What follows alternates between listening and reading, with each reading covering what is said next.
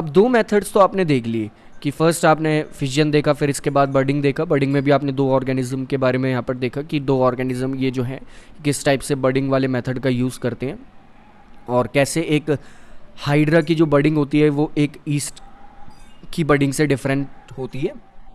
Next method हमारे पास आता है, that is third method of asexual reproduction, जिसे भी कई ऑर्गेनिजम्स यूज़ करते हैं, दैट इज़ स्पोर फॉर्मेशन। अब ये स्पोर फॉर्मेशन क्या होता है एक्चुअली में? स्पोर फॉर्मेशन होता है लाइक हम इसे ड्रॉ कर लेते हैं, लाइक इस टाइप से,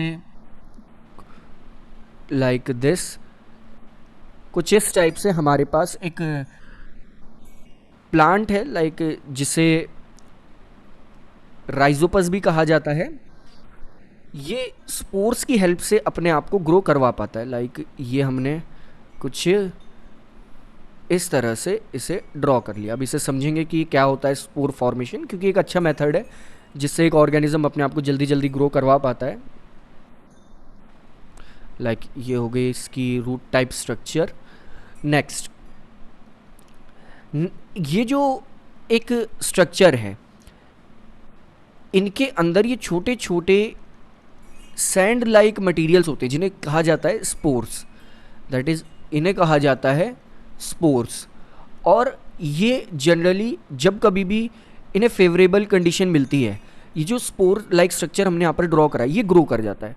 ग्रो करने के बाद हमेशा ये जो एक तरह से ऊपर हमने स्ट्रक्चर फॉर्म करा है और we can say sporangium form करा है, ये ब्रेक हो जाता है। इसके ब्रेक होने से क्या होगा, लाइक ये यहाँ से हो गया ब्रेक, यहाँ से ब्रेक होने से क्या होगा, ये जो सारे स्पोर्स हैं ये एयर में चले जाएंगे। एयर में चले जाने की वजह से क्या होगा, ये किसी भी एक जगह पर जाके सेटल हो जाएंगे। अगर वहाँ पर फेवरेबल कंडीशन होती है तो ये वहाँ पर ग्रो कर जाएंगे, अदरवाइज वहीं पर पड़े रहेंगे।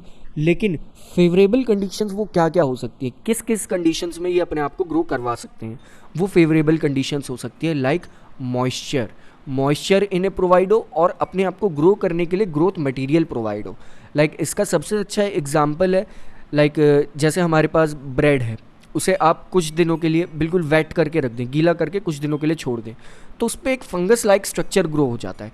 वो फंगस लाइक स्ट्रक्चर यही होता है जिन्हें एक तरह से राइजोपस भी कहा जाता है। इन्हें एक तरह से राइजोपस भी कहा जाता है, और यही वो फंगस लाइक स्ट्रक्चर होता है जो उन ब्रेड पर ग्रो कर जाता है।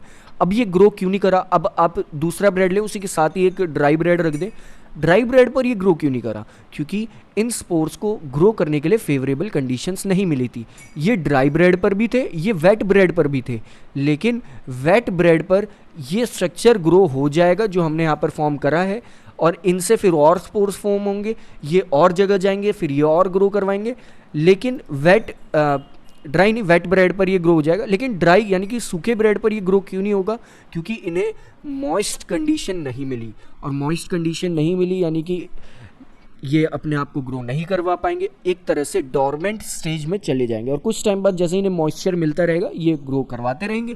और इस तरह का मेथड जो भी ऑर्गेनिज्म यूज़ करता है, लाइक यहाँ पर तो राइजोपस ही यूज़ करता है, तो इस तरह के मेथड को हम कहते हैं एक तरह से स्पोर फॉर्मेशन।